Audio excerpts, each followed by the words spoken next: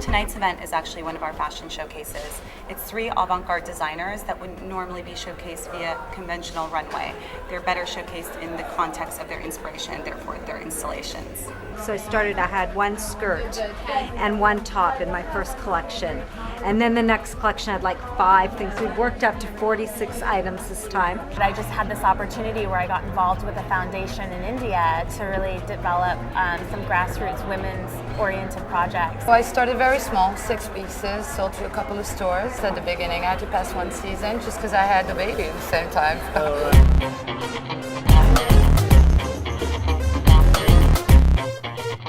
Alms is just kind of like has a Parisian sensibility, and it's very wearable. There's clean lines, but with very, I think, embellished details, and a little bit of like edgy glam, if you will.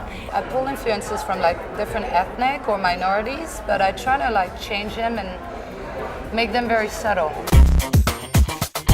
Actually, the theme of my show was to have women doing ordinary things, because I like to use ordinary objects and pretty humble fabrics. She finds beauty in mundane things almost, very, regular day things. There's sepia tones, and it's minimalist and almost dark, and it shows a dark part of, I think, Los Angeles fashion. Women are pretty neat when they're just doing regular women things. So we've got them out there peeling potatoes, ironing, playing cards, doing just sort of regular women activities. I hope that doesn't insult anyone.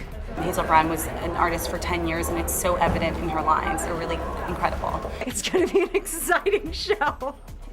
There'll be knitting and card playing.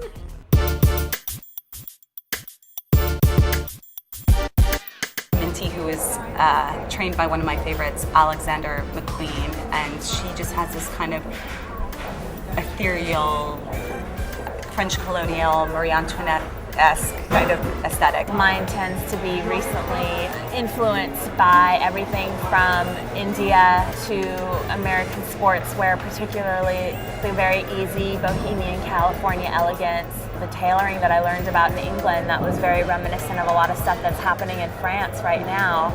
I mean, those are kind of the 3 elements that converge in my line. I could never afford to have a show like this. I wouldn't afford it.